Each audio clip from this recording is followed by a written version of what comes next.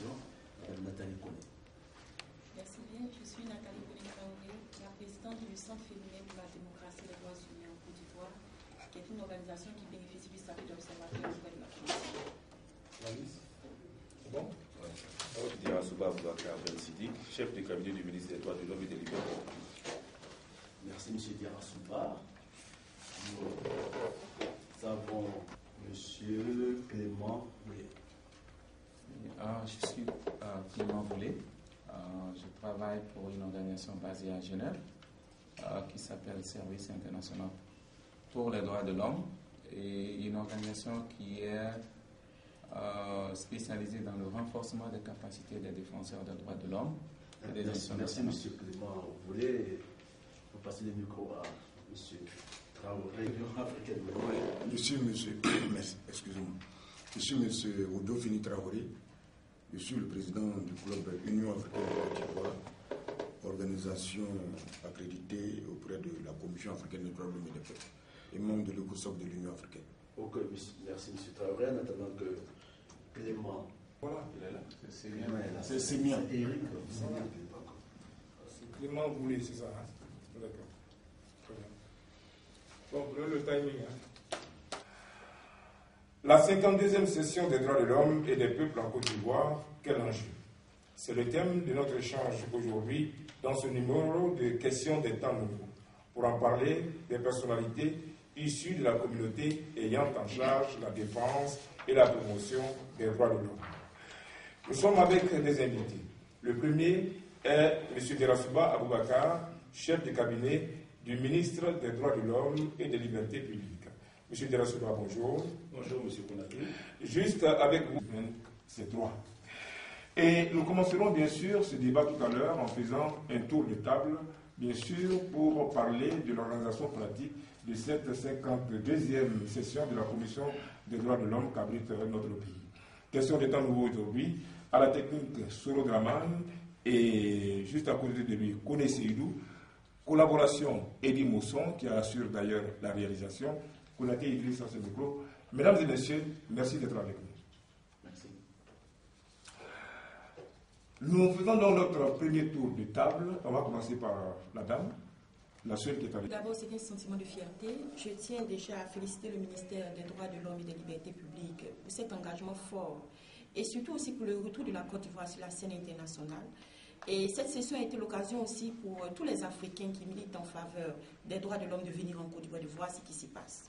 Pour nous, c'est une grande fierté, mais pour nous aussi, c'est un défi parce qu'il faut voir un peu ce qui se passe en Côte d'Ivoire, qu'est-ce qui a été fait, qu'est-ce qui a été réalisé, mais aussi tenir compte aussi des défis qui se présentent à nous et faire des recommandations à l'État de Côte d'Ivoire. Je suis une femme et donc je suis très heureuse parce que nous faisons un travail sur le terrain et aujourd'hui, nous pensons que nous avons été quand même assez satisfaits de voir que le travail que nous faisons sur le terrain a été vraiment récompensé par le ministère et par l'État de Côte d'Ivoire. Donc c'est un sentiment de fierté, mais je me dis aussi que nous avons beaucoup à faire et ce sera l'occasion aussi de faire le bilan. Madame Nathalie Koné-Traoré, directrice donc exécutive du Centre féminin pour la démocratie et les droits humains en Côte d'Ivoire. On parlera beaucoup de femmes tout au cours de ce débat. On se tourne vers ceux qui viennent d'ailleurs. Alors, M. Oudofini Traoré, vous êtes le président du club Union africaine, même si donc, vous connaissez ici donc, en Côte d'Ivoire, c'est cette dimension internationale. Réaction par rapport donc, à ces assises de la commission. Oui, merci. Je voudrais, au nom de ceux qui n'ont pas pu être avec nous aujourd'hui, remercier l'État de Côte d'Ivoire pour cette initiative loi qui consiste aujourd'hui à accueillir une session internationale. J'avoue que ceci nous a manqué depuis 10 ans. Nous en sommes fiers et il faut féliciter le ministère pour avoir donc décroché le scrum, parce qu'on est en compétition avec l'Angola. Si la Côte d'Ivoire a pu justifier tout cela, et aujourd'hui la société est encore dans une bonne chose. Mais au-delà du fait qu'aujourd'hui nous apprécions, il faut aujourd'hui que la société civile se mobilise. Nous devons nous mobiliser pour faire de cette fête internationale de droits de l'homme une réussite, tout en regardant le problème en face. Comme le disait quelqu'un, on ne sort pas d'un bal poussière comme si on peut faire ce qu'on veut. La Côte d'Ivoire vient de très loin. Nous avons fait plus de 3000 morts. quand on parle de 3000 morts, c'est des violations graves des droits de l'homme. Et aujourd'hui, il faut qu'on fasse le point de tout cela et pour voir aujourd'hui qu'est-ce qui peut être fait afin effectivement d'améliorer.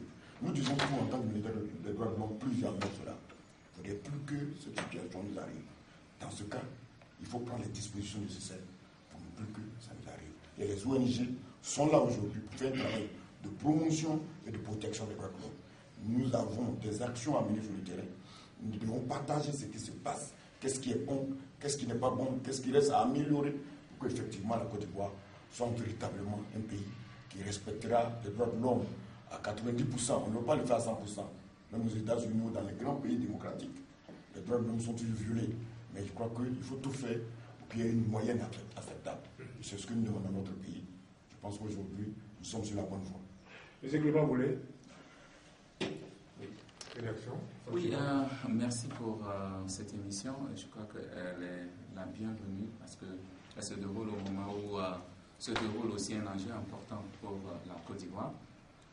Lorsqu'il y a 2 ans, j'ai rencontré le ministre à Banjul et qu'il avait fait cette promesse d'abriter, que l'État de Côte d'Ivoire allait abriter la session de la Commission africaine, je me suis dit, certainement qu'ils ne savent pas ce que ça veut dire.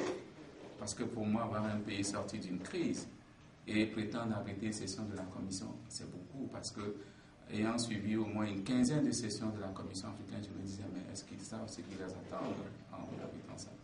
Donc, je dirais que je suis très heureux de savoir que cela s'est concrétisé. Et vous devez le savoir, la Côte d'Ivoire voulait l'abriter à un moment, la Commission africaine a dû repousser parce qu'on n'était pas très sûr, est-ce que c'était du sérieux? Mais finalement, la Côte d'Ivoire est en train de prouver quand même qu'elle était, elle était sérieuse quand elle a fait ses promesses. Et je dirais que le pays vient de très loin et je connais pas mal de pays qui sont aux alentours et qui n'ont jamais abrité de session de la Commission africaine. Mais le plus important peut-être à souligner ici, c'est que cette session est une session importante pour la Côte d'Ivoire. Pourquoi? C'est la première fois depuis que la Côte d'Ivoire a ratifié la Charte africaine des droits de l'homme et des peuples en 1992 que l'État de Côte d'Ivoire fait devant la Commission africaine l'état des lieux de ce qu'il a pu mettre en œuvre. Et c'est aussi un engagement de l'État pour dire que cette charte, nous la reconnaissons. Et comme vous le savez, dans l'espace Mano-Riba ici, la Côte d'Ivoire est, après la Guinée qui a soumis un rapport, ça fait juste après les indépendances, la Côte d'Ivoire est le seul pays aujourd'hui qui peut se targuer d'avoir soumis ce rapport, d'avoir été un pays qui sort de la crise et qui est à même de regarder les problèmes en face. Donc ça, je voudrais féliciter non pas seulement l'État ivoirien, mais les défenseurs des droits de l'homme qui ont fait un travail énorme. Et je voudrais remercier le ministère des droits de l'homme qui a fait cette promesse et qui s'est battu pour cela. Mais je vais aussi souligner que c'est bien d'abriter une session de la Commission africaine, mais c'est aussi des engagements que l'État, que la nation est en train de prendre devant la communauté internationale. Et ces engagements, et je vous l'assure, nous les prenons au sérieux. Et lorsque un État arrive, j'ai entendu le président de la République parler, nous tiendrons nos engagements. Et je salue cela. Et nous disons qu'aujourd'hui, nous allons voir ce qui va sortir comme recommandation. Et je suis sûr que la même volonté que l'État a engagée à abriter cette session, que cette même volonté également va prévaloir au moment de la mise en œuvre des recommandations. Alors, l'État, justement, son représentant ici sur ce plateau, c'est le Pour les autres, c'est une fierté pour tout Ivoirien d'abriter des assises d'une telle importance. C'est une initiative, on va dire, conjointe du gouvernement avec les ONG des droits de l'homme. Ça dénote déjà de ce que nous travaillons en symbiose et que nous avons la même préoccupation de faire avancer les droits de l'homme. Nous sommes en Côte d'Ivoire engagés dans un processus de reconstruction et de réhabilitation. De tout, on peut dire, de réhabilitation sociale, politique, économique. C'est un vaste chantier. C'est dans cette dynamique qu'on devrait inscrire ces assises. Ça dénote de la préoccupation certainement des autorités d'aller vers une promotion plus forte, une protection plus forte des droits de l'homme en Côte d'Ivoire. Et donc, nous estimons que c'est l'amorce d'une évaluation sous le regard de la communauté africaine, mais aussi de la communauté internationale. Et il s'agira ici d'évaluer la situation des droits de l'homme en Afrique, mais plus spécifiquement la situation des droits de l'homme en Côte d'Ivoire. Des recommandations en sortiront et nous osons espérer que le gouvernement veillera à la mise en œuvre diligente des recommandations, de sorte que nous, au moment du bilan, et jusqu'à l'avènement de la 53e session, nous voyons les résultats de l'action que le gouvernement aura menée en partenariat justement avec les organisations de défense des droits de l'homme que nous constituons. Et donc, nous profitons de ce micro pour féliciter le gouvernement pour cette initiative, mais comme le président de la République l'a dit, ce n'est que le début d'une action et c'est un engagement fort qui est pris par le gouvernement.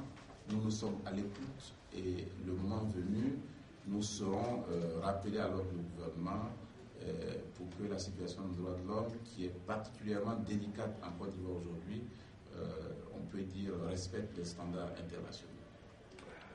Monsieur le chef de cabinet, sur la tenue de ces assises dans notre pays. Oui, nous sommes particulièrement heureux de savoir que nos partenaires, qui sont les organisations non gouvernementales de promotion et de défense des droits de l'homme, sont fiers que notre pays accueille cette session. Comme disait M. Voulet tout à l'heure, ce n'était pas évident pour un pays qui sort d'une crise comme celle que nous avons connue. Ce n'était pas évident que nous abritions cette session. Mais la volonté politique affichée par le président de la République et portée par son gouvernement nous obligeait à la tenue de cette session. D'abord, pour adresser un signal fort à la communauté africaine que la Côte d'Ivoire est de retour dans le concert des nations, mais surtout des nations civilisées. Une nation civilisée, c'est une nation qui privilégie le respect des droits de l'homme. Autre enjeu, il faut offrir l'occasion à nos organisations non gouvernementales de promotion et de défense des droits de l'homme de se frotter à d'autres organisations pour apprendre. Enfin, il faut permettre aux institutionnels, que sont le gouvernement et même les autres démembrements de l'État, de se conformer aux standards internationaux qui se font dans certaines matières. Évidemment, cette session également est un amplificateur des actions de promotion et de protection des droits de l'homme entreprises par le gouvernement de la République de Côte d'Ivoire. Puisque tous ceux même qui ne s'intéressent pas aux questions des droits de l'homme vont se demander, mais quel est cet événement qui est médiatisé et dont tout le monde parle? C'est la session de la Commission africaine des droits de l'homme et des peuples. Mais les droits de l'homme, qu'est-ce que c'est? Ça amènera chacun à s'interroger sur ce que c'est que les droits de l'homme. Qu'est-ce que je dois faire pour les droits de l'homme? Et surtout, qu'est-ce que je ne dois pas faire contre les droits de l'homme? Pour nous, c'est un élément très important.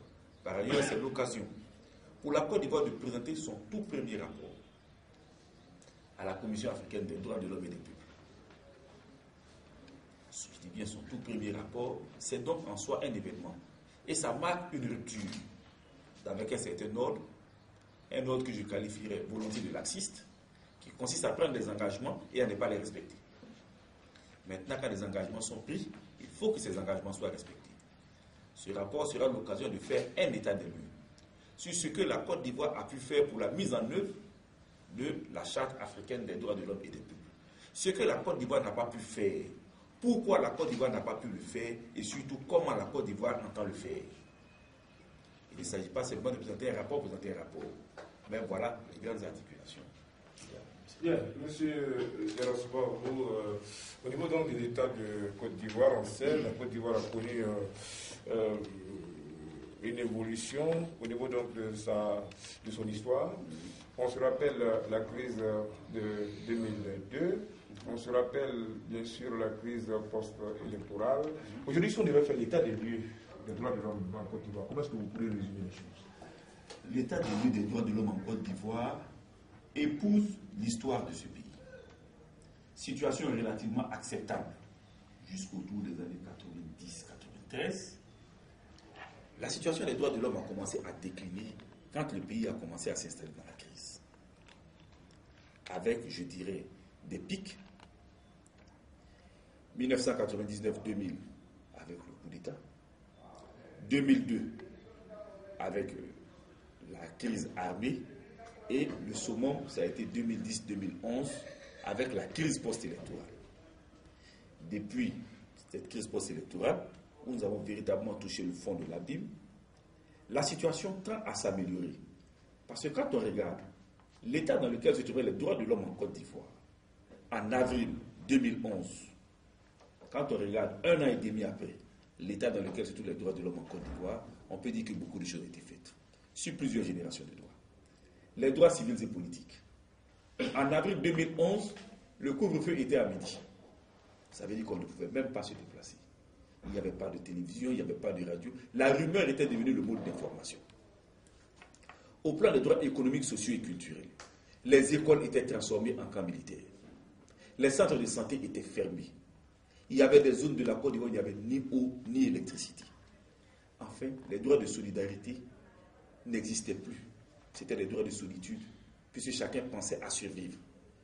Mais aujourd'hui, nous avons retrouvé une liberté d'expression. Les journaux paraissent, ne sont pas inquiétés, même si de temps à autre on a assisté à quelques attaques de certaines rédactions. Aujourd'hui, il faut dire que c'est un phénomène qui tend à disparaître. Un phénomène qui est devenu marginal, qui n'est plus un mode d'action et d'expression. Au niveau des droits économiques, sociaux et culturels, dès la sortie de la crise, nous avons assisté à la gratuité des soins, qui aujourd'hui même est ciblée. Nous venons de voir la réhabilitation des universités, la réouverture de l'école, au niveau enfin des droits de solidarité. Nous avons un code de l'environnement qui est en train de se mettre en place. Nous avons des initiatives qui sont prises pour permettre à tout le monde de bénéficier de tous les droits. Alors, on va faire un tour de table des droits de l'homme et des libertés. Oui, je dirais que avec la situation d'hier que nous avons connue, je ne sais pas si on pouvait connaître pire que ce qu'on a connu.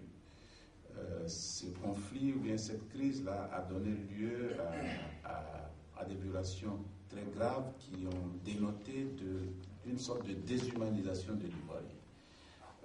Pour en arriver à des tortures qui ont été causées à des populations, à des morts qui ont été causées à des populations, il fallait qu'on soit dans un état d'esprit qui n'ait rien à voir avec l'humain.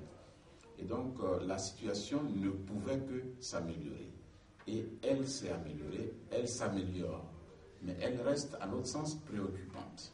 Parce qu'il se pose des questions qui sont susceptibles de nous replonger rapidement dans une crise si on y prend garde. Il s'agit des questions de justice et d'impunité. Les questions de justice se posent avec acuité. Nous faisons le constat que le gouvernement est engagé dans une lutte contre l'impunité. Nous y adhérons. Mais nous estimons à la Ligue ivoirienne des droits de l'homme qu'il faut aller jusqu'au bout de sa logique. S'arrêter en chemin donnerait à penser qu'il y a un camp qui est privilégié, un camp qui est stigmatisé. Nous faisons le constat que depuis la survenue de cette crise, autour de 120 à 140 inculpations ont été portées à notre connaissance.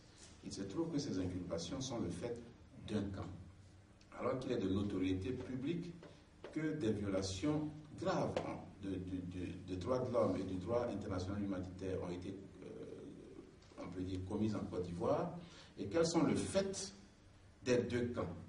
Et ce sont des faits qui sont établis non seulement par des organisations internationales, des rapports des organisations internationales, des organisations nationales, et même la Commission nationale d'enquête. Donc il serait bon qu'on regarde des deux côtés. Ça pourrait aider à rapprocher les Ivoiriens et à faciliter la réconciliation. Ça, c'est le premier défi. Oui. Qui vivent ensemble et qui ont toujours vécu en bonne intelligence et aujourd'hui qui sont divisés. La fracture est réelle. Nous qui avons la chance de nous retrouver dans tous les camps, nous écoutons et nous pouvons témoigner de ce que la fracture est réelle. Il faut qu'on aille vite à la réconciliation. Il faut que la CDVR soit opérationnelle au plus vite et quels sont les moyens de son opérationnalité et quels sont les moyens de son action. Ça pourrait aider donc à la réconciliation. Peut-être un autre problème qu'on pourrait soulever, c'est la question de la sécurité, qui pourrait impacter négativement sur le processus de réconciliation que nous conduisons. Les forces de défense, enfin, les FRC, ce sont ces forces-là, légales, qui sont chargées de la sécurité des Ivoiriens. Il faut que ces forces-là rassurent tous les Ivoiriens. Tous les Ivoiriens. Il ne faut pas que ces forces-là, par leurs agissements, entretiennent dans l'esprit des Ivoiriens un sentiment qui pourrait de rejet et de défiance qui pourrait peut-être impacter négativement aussi sur le processus de réconciliation. Vous voyez qu'à chaque fois que je parle d'un défi, je mets en rapport avec le processus de réconciliation. Parce qu'en Côte d'Ivoire, après ce qu'on a connu, on n'a pas d'autre alternative que la réconciliation. Et donc tout ce qui peut, on peut dire, impacter négativement, tout ce qui peut constituer un obstacle, on peut dire, à cette réconciliation, il faut le relever, il faut le dénoncer, et puis il faut faire des recommandations constructives qui peuvent aller dans le sens de la reconstruction de la paix, de la reconstruction de la cohésion et dans le sens de la réconciliation nationale. D'accord, beaucoup le président de la LIDO. On va, avant d'arriver aux femmes, nous tourner vers M. Wodio. Beaucoup de choses ont été faites en Côte d'Ivoire. Beaucoup de ça fait. Je disais même les pays les plus démocratiques ont encore ce défi de protéger et de promouvoir les droits de l'homme. Aujourd'hui, notre pays est dans cette même dynamique. Nous avons une dynamique de reconstruction. Et il faudra aujourd'hui que nous puissions nous mobiliser davantage, ministère et société civile, pour regarder en face et trouver les solutions. Je prends de façon échelonnée la première génération de droits civils et politiques. Est-ce que nous avons quelque chose à dire sur les droits civils et politiques?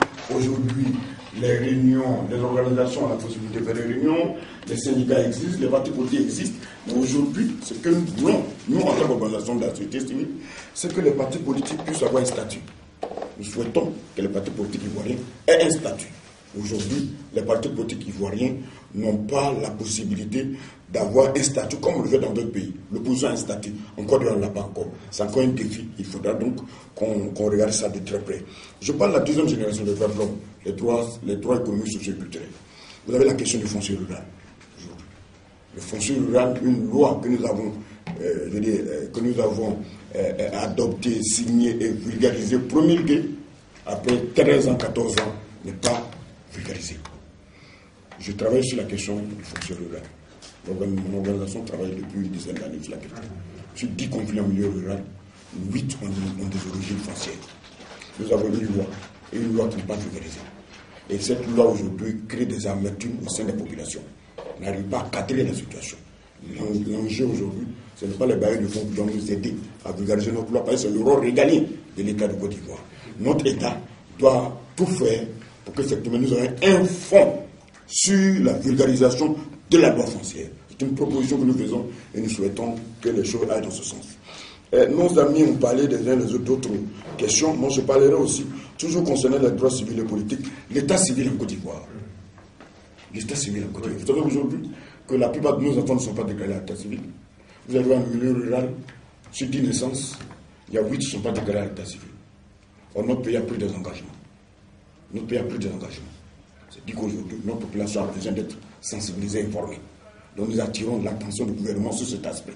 Parce qu'aujourd'hui, quand un enfant n'est pas déclaré à l'état civil, c'est tout un processus qu'on met en cause. Il ne va pas à l'école, il retourne effectivement au champ, et ceci.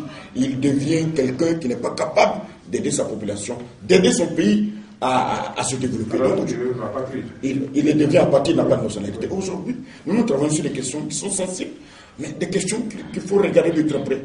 Pour demander à l'État du Côte d'Ivoire, il a pris des engagements, il est obligé de mettre la main à la pâte, trouver les ressources nécessaires pour qu'effectivement cette question soit discutée de très près. Et enfin, je crois que la seule dame sur cette table en parlera, la place de la femme, la question du genre. Oui, notre pays a pris des engagements. Jusqu'à aujourd'hui, il n'y a pas d'engagement ferme. Nous demandons à l'État du Côte d'Ivoire de ratifier le plus urgemment possible, la question du genre, pour que nos femmes à égale chance avec les hommes, puissent aujourd'hui être dans de grands postes de responsabilité. Nous avons eu la chance d'avoir une femme générale. Et on voulait féliciter le président de la République pour cela. Mais on voulait davantage de femmes. Bien, alors la